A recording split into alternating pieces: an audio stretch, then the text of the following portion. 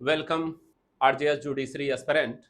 आज आप लोगों के लिए राजस्थान के जुडिशरी को हम कैसे क्रैक कर सकते हैं, इसी रणनीति को लेकर इसी विषय पर आपसे चर्चा करने के लिए हम प्रेजेंट हुए हैं। क्योंकि राजस्थान ही एक ऐसा एग्जाम है जो आप इस समय देने जा रहे हो। इसमें 3 साल की प्रैक्टिस का जो एलिजिबिलिटी है इसको नहीं रखा गया है। अतः आप सारे विद्यार्थी जो जुडिशरी की तैयारी कर रहे थे वो सारे इसको भरे होंगे और ये एग्जाम सबके लिए इंपॉर्टेंट होने वाला है, क्योंकि इसके बाद केवल वही फॉर्म भर पाएंगे जिनकी जिनकी जो है 3 साल की प्रैक्टिस हो गई होगी। अतः इस एग्जाम को आपको अच्छे से पढ़ना है ताकि आपका इस एग्जाम में सिलेक्शन हो सके, पीटी क्वालिफाइंग हो सके, मेंस दे सके। हाँ, तो आप इसको कैसे पढ़ोगे, क्या रणनीति होगी ताकि आप इस एग्जाम को क्रैक करें। और मैं आशा करता हूं कि आप सारे इसके सब्जेक्ट को, इसके सिलेबस को देख लिए होंगे। इसके लिए आपको, चूंकि अब उल्टी गिनती भी शुरू हो गई है, समय कम है, सिलेबस बड़ा है, कुछ नए सब्जेक्ट भी जोड़े गए हैं इसमें जो पहले नहीं थे, और इसके साथ ही साथ जो न्यू ये क्रिमिनल लॉ हैं वो भी आपके सिलेबस में है और पुराने हैं ही, तो आपको नए और पुराने दोनों देखने होंगे और समय भी कम है। तो आपको एक रणनीति के माध्यम से इसको पढ़ना होगा और अपना पूरा समय यूटिलाइज करना होगा कि आप राजस्थान के इस एग्जाम को, प्रीलिम्स एग्जाम को क्रैक कर सकें। इसके लिए आपको करना क्या है? इसके लिए आप एक समय निर्धारित करें जिससे के अंदर रहते हुए आप सारे सिलेबस को कवर कर सकें। और ये आपके ऊपर है, अगर आपने तैयारी इसको लंबे समय से कर रहे हो तो ये समय आपके पास 6 घंटे 7 घंटे में भी पूरा हो सकता है। लेकिन अगर आपने तैयारी अभी हाल ही में शुरू की है इस राजस्थान के पॉइंट ऑफ व्यू से, तो आपके लिए कम से कम प्रत्येक दिन 10 घंटे तो आपके पढ़ने ही होंगे। अब आपको कैसे मैनेज करना है इस 10 घंटे का, ये आपके ऊपर डिपेंड करता है। अब इसके लिए आपको पहले जो आपने कभी नहीं पढ़े, जैसे कभी नहीं पढ़ने का मतलब, अगर आपने कभी पॉक्सो एक्ट नहीं पढ़ा, जेजे एक्ट नहीं पढ़ा, आपने जो है राजस्थान कोर्ट फीस नहीं पढ़ा, राजस्थान लैंड रेवेन्यू नहीं पढ़ा, एक्साइज एक्ट नहीं पढ़ा, तो इसके लिए आप अभी से या इसको पढ़ना शुरू करें और अच्छे से पढ़ें। क्योंकि इसमें से क्वेश्चन, जैसा कि आप जानते हो कि 100 क्वेश्चन पूछे जाएंगे, सिलेबस आपने देख लिया होगा। इसमें जो क्वेश्चन पूछे जाएंगे उसमें 100 क्वेश्चन रहेंगे और इस 100 क्वेश्चन में जो 70 क्वेश्चन हैं वो लॉ से संबंधित रहेंगे और 30 क्वेश्चन जो है लैंग्वेज रहेंगे, जिसमें हिंदी और इंग्लिश, हिंदी और इंग्लिश दोनों रहेंगे। हिंदी से 15 क्वेश्चन और इंग्लिश से 15 क्वेश्चन रहेंगे।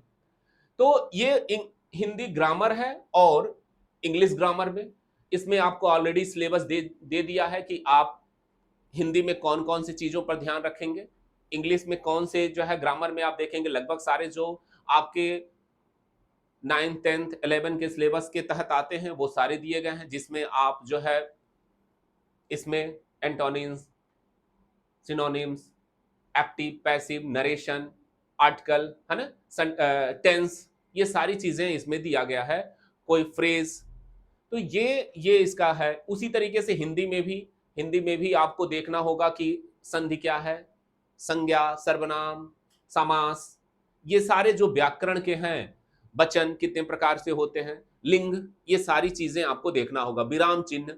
तो आप इसके लिए क्या करें, नोट्स बना लें, एक अच्छी सी बुक लें। जैसे हिंदी के लिए अगर आप कर रहे हो तो हिंदी में हरदेव बहारी या पृथ्वीनाथ पांडे की बुक है, या मार्केट में बहुत से बुक अब अवेलेबल हैं, आप इसको ले सकते हैं। और ये जो सारे जो सिलेबस के अकॉर्डिंग हैं, इनके लिए आप एक नोट्स बनाएं, जो भी पढ़ें वो लिख के पढ़ें, ताकि आप जब भी यह एग्जाम नजदीक आएगा, जैसे जैसे, तो आप उस जो आप लिखे होंगे उसका रिवीजन कर सकें।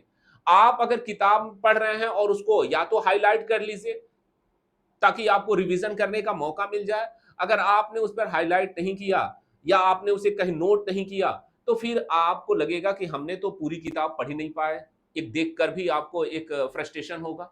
तो इसके लिए आपको क्या करना है कि हिंदी और इंग्लिश ग्रामर के जो भी सब सिलेबस हैं, उनके अकॉर्डिंग जो हिंदी माध्यम के विद्यार्थी हैं, उनके लिए तो हिंदी समझना आसान है, इंग्लिश थोड़ी कठिन हो जाएगी क्योंकि उसमें याद करना होगा आपको, एंटोनिम्स, सिनोनिम्स याद करना होगा, एक्टिव पैसिव कैसे किया जाएगा, नरेशन कैसे किया जाएगा, टेंस की जानकारी, तो इसके लिए प्रॉपर तरीके से आपको पढ़ना होगा।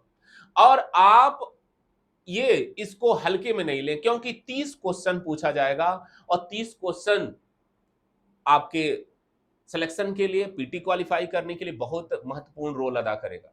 तो इस पर भी आपको, अगर इसने इस पार्ट को आपने इग्नोर किया तो फिर आपका सिलेक्शन नहीं हो पाएगा। और लॉ का तो है ही है, तो लॉ में आपको जो न्यू लॉ है या जो इनके नए सिलेबस में, जो पुराने सिलेबस में नहीं थे, जो नए सिलेबस जोड़े गए हैं, उन पर भी आपको, जैसे हिंदू, मुस्लिम, सोगा, पार्टनरशिप, ये सारे ऐसे पेपर हैं जो अभी जोड़े गए, तो इसको भी आपको पढ़ना होगा।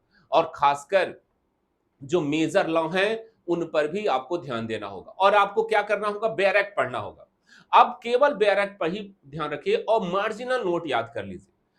आप जितने मार्जिनल नोट, मैंने जब भी आप कोई बेयर एक्ट खोलते हो तो देखते हो सेक्शन जो है शुरुआत होती है, उस सेक्शन के मार्जिनल नोट आप याद कर लें। और मार्जिनल नोट से यह होगा कि आपको हर सेक्शन का पता रहेगा कि इस सेक्शन में कौन सी चीज दी गई है, उसका क्या प्रावधान किया गया है। और वह जो सेक्शन है, कुछ सेक्शन तो डायरेक्ट पूछ दिए जाते हैं और कुछ सेक्शन जो इंपॉर्टेंट हैं उनके की पॉइंट को आप नोट कर लें। की पॉइंट का मतलब, अगर आप सीआरपीसी पढ़ रहे हो तो कोई मजिस्ट्रेट किसी मामले का विचारण कर रहा है या कोई भी मजिस्ट्रेट संज्ञान ले रहा है, तो कौन सा मजिस्ट्रेट संज्ञान लेगा, कितने दिन के अंदर लेगा, उसकी परिसीमा क्या होगी और दंड का प्रावधान क्या है, ये सारी चीजें आपको एक नोट कर लेना है ताकि पीटी में इसी तरह के क्वेश्चन बनते हैं। आप पीटी में लॉन्ग पढ़ने की कोशिश न करिए, बैरेक्ट पढ़िए और बैरेक्ट में जो जो कीवर्ड हैं, कीवर्ड का मतलब कि अगर कोई डेट दिया गया है, कोई दंड दिया गया है, कोई मजिस्ट्रेट है, तो उस मजिस्ट्रेट का नाम उस सेक्शन से संबंधित है तो आप उसको देखें।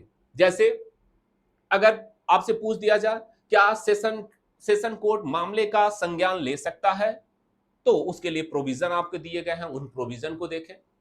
क्या सीआरपीसी में कोई ऐसा प्रोविजन है जिससे बंद न्यायालय में मामले का विचारण किया जा सकता है? बंद न्यायालय का मतलब ओपन कोर्ट में नहीं, केवल बाद के संबंधित जो मामले से संबंधित पक्षकार हैं वही होंगे कोर्ट में। तो ये सारे प्रोविजन कहां दिए गए हैं? तो इस तरीके से आपको ये सारे जो पूछे जाते हैं या पूछे जा सकते हैं, उनको आपको मार्जिनल नोट के तौर पे याद कर लेना है और उस बैरेक्ट के उस सेक्शन से संबंधित कुछ की पॉइंट बना लेना है जो आपको पीटी में पूछे जाएंगे, पीटी के लिए जो अनिवार्य है। और ये हर सब्जेक्ट के लिए करेंगे, चाहे वह सिविल मामला हो, सिविल से संबंधित पार्ट हो या क्रिमिनल वाले पार्ट हो। दूसरी चीज कि जो ये तो मान लो कि कुछ ऐसे विद्यार्थी हैं जो मेजर लॉ कंटिन्यू पढ़ रहे हैं, मेजर लॉ का बहुत महत्वपूर्ण भूमिका होगी, लेकिन इसके साथ ही साथ जो वहां के लोकल लॉज हैं, जो माइनर लॉज हैं, उनसे भी कम से कम 2 से 3 क्वेश्चन हर पार्ट से पूछेगा, चाहे वो सोगा हो, पार्टनरशिप हो, हिंदू लॉ हो, मुस्लिम लॉ हो, एनआईए हो, पॉक्सो हो। तो ये सारे, इस पर भी आपको ध्यान रखना है। और केवल इस समय, जो भी समय बच रहा है, तो केवल आपको जो 27 जुलाई का समय है, 27 जुलाई को एग्जाम होने वाला है, समय कम है आपके पास, अब तो मुश्किल से 1 महीने का समय है। तो 1 महीने में आपको क्या करना है कि केवल बैरेक्ट पढ़ना है और बैरेक्ट के मार्जिनल नोट याद करने हैं और जो भी पढ़ें आप लिख कर पढ़ें। लिख के पढ़ेंगे तो जैसे जैसे एग्जाम नजदीक आएगा आपके अंदर कॉन्फिडेंस भी होगा कि हमने इस एक्ट को पढ़ लिया है, इस एक्ट के सारी चीजों को हमने अपने नोटबुक में मेंशन कर लिया है, ताकि आप जब भी एग्जाम नजदीक आएगा आप उस नोट्स को देखोगे, क्योंकि दिमाग कंप्यूटर नहीं है कि एक बार आपने पढ़ लिया तो चीजें याद रहेंगी, फैक्ट याद रहेंगी, इसको बार बार रिवीजन करना पड़ता है। तो आप पढ़ो और लिख के पढ़ो और की पॉइंट बना के पढ़ो। आपको पैराग्राफ में नहीं लिखना है, उसके छोटे छोटे जो पीटी के लेवल के क्वेश्चन होते हैं उसको आप देखो और उसको नोट कर लो। ये पॉक्सो में या जो भी सब्जेक्ट है, जिसके भी पेपर हैं, उसमें आप करो। दूसरी चीज कि आप पढ़ने के साथ ही साथ, बच्चे केवल पढ़ते हैं, चिंतन नहीं करते हैं। आप पढ़ो, अगर आधे घंटे पढ़ रहे हो तो 5 मिनट 10 मिनट जरूर आप मेडिटेशन करें, आप चिंतन करें। किस बात का चिंतन करें? कि हमने क्या पढ़ा है, कितना हमें गेन है। जैसे आप मार्जिनल नोट याद कर रहे हो, तो मार्जिनल नोट कैसे पता चलेगा कि आपको याद है? तो जब तक आप दिमाग में एक्सरसाइज नहीं कराओगे तब तक कैसे पता चलेगा? आप अगर सीआरपीसी या सीपीसी पढ़ रहे हो, तो अगर मान लो सीपीसी का ऑर्डर है, 51 ऑर्डर है सीपीसी में, तो आप एक जगह लिस्ट बना लो कि कौन कौन से ऑर्डर में कौन कौन सी बातें की गई हैं। जैसे ऑर्डर 1 में पक्षकारों की बात कर रहा है, ऑर्डर 2 में वाद की विरचना की बात कर रहा है, ऑर्डर 3 में मान्यता प्राप्त प्लीडर और अभिकर्ता की बात कर रहा है, ऑर्डर 4 में ऐसे आपको वाद का संस्थित किया जाना, ऑर्डर 5 में सम्मन की बात कर रहा है, ऑर्डर 6 में आपको अभिवचन के रूल बताए गए हैं, ऑर्डर 7 में बात पत्र का संस्थित किया जाना, बात पत्र के संबंध में अभिवचन में जो बात पत्र है, बात पत्र कब कब दाखिल करेंगे, बात पत्र के में संशोधन कब होगा, बात पत्र में बात पत्र बात पत्र का प्रारूप क्या होगा, ये सारी चीजें दी गई हैं। और ऑर्डर 8 में मुजरा और प्रतिदावा के संबंध में, लिखित कथन के संबंध में, तो लिखित कथन कितने दिन में दाखिल होगा, प्रतिवादी लिखित कथन बाद के संबंध के तामील होने के कितने दिन के अंदर लिखित कथन पेश करता है, लिखित कथन पेश नहीं करेगा तो क्या परिणाम होगा, ऑर्डर 9 बताता है। तो इस तरीके से आपको हर ऑर्डर के उसमें लिख लेना है कि कौन सा प्रोविजन है और किससे संबंधित है, और इसको एक्सरसाइज करनी है अपने दिमाग में कम से कम 10 मिनट तक। जो भी आप सिलेबस पढ़ें, जो भी आप पढ़ें, एक्सरसाइज करें। बच्चे पढ़ने के नाम पे पढ़ते चले जा रहे हैं, लेकिन एक्सरसाइज में जब तक आप रिकॉल नहीं कर पाओगे तब तक आपका कुछ नहीं होगा। और एग्जाम में उन्हीं बच्चों का पीटी या मेंस क्वालिफाई होता है जिनको रिकॉल करने की क्षमता ज्यादा होती है। पढ़ते सब हैं लेकिन वहां गए भूल गए, तो फिर पढ़ने का क्या मतलब है? तो ये भूलना, ये किस बात का क्यों भूल रहे हैं आप? क्योंकि आपने तो कभी दिमाग में अपने एक्सरसाइज ही नहीं किया। आप केवल पढ़ते चले गए, 10 घंटा 12 घंटा बैठ के पढ़ रहे हैं, लेकिन उस पढ़ने को आपने कभी नहीं देखा कि हमने कितना गेन किया। तो इस समय आप इस रणनीति पे काम करें कि आप जो भी मार्जिनल नोट पढ़ें, केवल मार्जिनल नोट पढ़ें, और जो इंपॉर्टेंट, जैसे कुछ इंपॉर्टेंट केस आते हैं हर हर सेक्शन के, जो कुछ पर्टिकुलर जो इंपॉर्टेंट केस हैं उनको देखें। कॉन्ट्रैक्ट में केस हैं, हिंदू लॉ में, मुस्लिम लॉ में केस हैं, और जो सुप्रीम कोर्ट के अभी लेटेस्ट जजमेंट आए हैं उनको भी आपको नोट करके रखना है और उनको भी पढ़ना है, जो लेटेस्ट जजमेंट है। जैसे अभी ये सुप्रीम कोर्ट का जजमेंट आया कि पदोन्नति में एससी एसटी के जो कैंडिडेट हैं उन पर भी क्या किया जा सकता है, उपवर्गीकरण किया जा सकता है। अब ये किस केस में कहा गया था, ये बहुत इंपॉर्टेंट है और आने वाले एग्जाम में निश्चित पूछा जाएगा। तो ये जो है आप देखो कि Davinder Singh and other versus Punjab एवं हरियाणा राज्य का केस है, सुप्रीम कोर्ट का भी। तो ये केस आप के प्रारंभिक परीक्षा में पूछा जाएगा। जो भी लेटेस्ट जजमेंट हैं सुप्रीम कोर्ट के, वो आपको देखना है। अब राजस्थान में जीएस का तो है नहीं, तो जीएस पे आपको ध्यान नहीं देना है, लेकिन आपको हिंदी, इंग्लिश और लॉ के सारे पेपर में जो 70 क्वेश्चन आएगा, उन 70 क्वेश्चनों के सिलेबस आपको सारे कवर करके जानिए। अगर आपने कोई पार्ट छोड़ दिया तो फिर आप, अगर उससे 2-3 क्वेश्चन आ गए तो फिर आप बाहर हो जाओगे, अगर आपने उस सिलेबस को नहीं पढ़ा, केवल एक ही पर फोकस कर रहे हो बार बार। अच्छा, बच्चों का क्या होता है कि जो पेपर उनको आसान लगता है, जिस पेपर पर उसकी समझ होती है, वही बार बार पढ़ते हैं। ऐसा नहीं है, जो पेपर आपको कठिन लग रहा है उसको पढ़ना शुरू करिए और उसको केवल मार्जिनल नोट याद कर लीजिए और उसके की पॉइंट याद कर लीजिए। दूसरा कि आपको क्या करना है, जो प्रीवियस ईयर के क्वेश्चन हैं, पीवाईक्यू हैं, वह राजस्थान के और अदर स्टेट के भी आप मार्केट में अवेलेबल है, आप साइट पे भी जाके देख सकते हैं राजस्थान का। तो आप कम से कम 10 साल का पेपर सॉल्व करिए, और पेपर को याद नहीं करना है, सॉल्व करना है। हमें यह देखना है कि हम उसमें से कितना हम कर पा रहे हैं। और चूंकि कोई भी आयोग में नए क्वेश्चन, मुश्किल से 10 क्वेश्चन नए बनते हैं, मुश्किल से। सारे जो क्वेश्चन होते हैं वो कहीं ना कहीं रिपीटेड होते हैं। और अगर राजस्थान में नहीं रिपीट किए, राजस्थान का वो क्वेश्चन नहीं है, तो यूपी का, झारखंड का, उत्तराखंड का, दिल्ली का। तो इस तरह के क्वेश्चन अगर आपसे हैं, तो आप जो है मार्केट से कोई ऐसे क्वेश्चनों का जहां प्रीवियस ईयर के क्वेश्चन है उनका कलेक्शन लीजिए, और राजस्थान का निकालिए और उसको सॉल्व करिए। उसमें देखिए कि कौन से क्वेश्चन प्रीवियस में पूछे गए हैं। और मैं आपसे बार बार कह रहा हूं, अगर 70 क्वेश्चन हैं तो इस 70 में कम से कम 55 क्वेश्चन रिपीटेड होंगे, कहीं ना कहीं कभी ना कभी पूछे गए होंगे। और अगर आपने ध्यान नहीं दिया, जैसे आपके घटना चक्र में या आपके परीक्षा मंथन में या आपके सिंगल में, किसी में आप देख रहे हो इसको, तो वो क्वेश्चन उसमें रहते हैं। क्योंकि यह जो जो भी हमने आप ये बताया प्रकाशन, ये कहने ये सारे क्वेश्चनों का जो प्रीवियस ईयर के क्वेश्चन है उनका कलेक्शन है।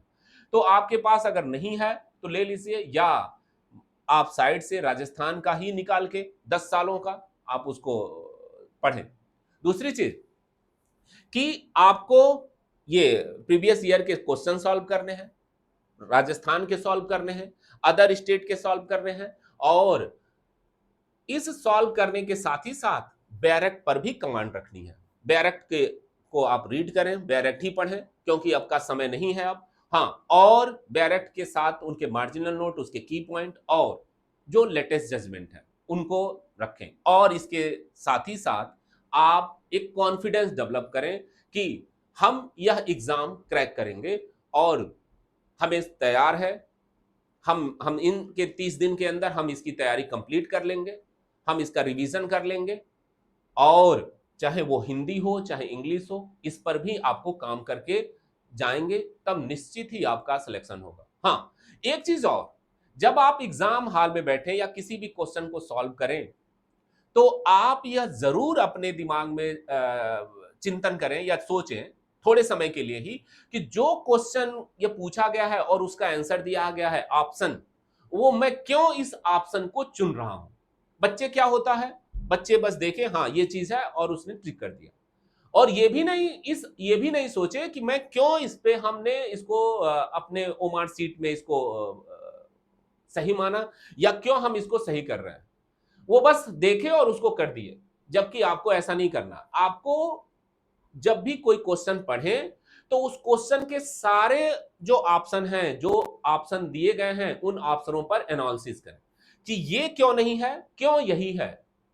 और इस क्यों का जवाब अगर आपके दिमाग में आ जाता है, तो समझो कि यह क्वेश्चन सही है। आपने जो जो क्वेश्चन आप लगाने जा रहे हैं आंसर, वो सही है। अगर क्यों का दिमाग नहीं आ रहा है, क्यों का आंसर आपके दिमाग में नहीं आ रहा है, तो आप समझ लो कि आप उसको सिर्फ क्या मान रहे हो, तुक्का जो बोलते हैं, तुक्के के तौर पे उस आंसर दे रहे हो। तो आपको ऐसा नहीं करना है। हाँ, ये माइनस मार्किंग नहीं है, लेकिन फिर भी चूंकि इसमें मेरिट की भी बात है कि आपको इसमें पीटी में कम से कम अगर 70 है लॉ में और 30 में इसमें है, तो कम से कम आपको अगर 70 प्लस करके आओगे, कम से कम 75 और 80 के बीच में रहोगे, तब जाके तुम्हारा पीटी क्वालिफाई होगा। और 75 से 80 के बीच में अगर आपका है, तो आप निश्चित ही मेंस लिखोगे, चाहे कितनी भी सीटें हो और चाहे कितने भी विद्यार्थी अपीयर हो रहे हैं। उसका है सीट का 15 गुना बुलाया जाएगा। तो ये जो है, आप इस पर ध्यान रखो, जब भी क्वेश्चन करो तो ये देखो कि हम क्यों ऐसा कर रहे हैं, और अपने समय का यूटिलाइज करो, मेहनत करो, और आपको घबराना नहीं है। और ये चूंकि क्या है कि यह इसमें 3 साल की प्रैक्टिस नहीं मांगी है, और आपने फॉर्म भरा भी होगा इसका, तो इस एग्जाम को आपको अच्छे से देना, नहीं तो फिर आपको 3 साल का वेट करना पड़ेगा। अगर आपका रजिस्ट्रेशन नहीं है, या आपका जो है रजिस्ट्रेशन हुए 3 साल का नहीं हुआ है, तो फिर आपको वेट करना पड़ेगा। इसलिए इस एग्जाम को यूटिलाइज करो, और इस पर अपने पूरे इफेक्ट के साथ, मेहनत के साथ आपको दूं। मैं ये कहूंगा कि आपको घबराना नहीं है, आपके अंदर जज्बात रखो कि हम करेंगे। इन्हीं सब बातों के साथ मैं आशा करता हूं कि यह रणनीति, यह जो हमने आज आपके लिए लाया, ये आपको अच्छा लगा। कमेंट करके बताएं। धन्यवाद।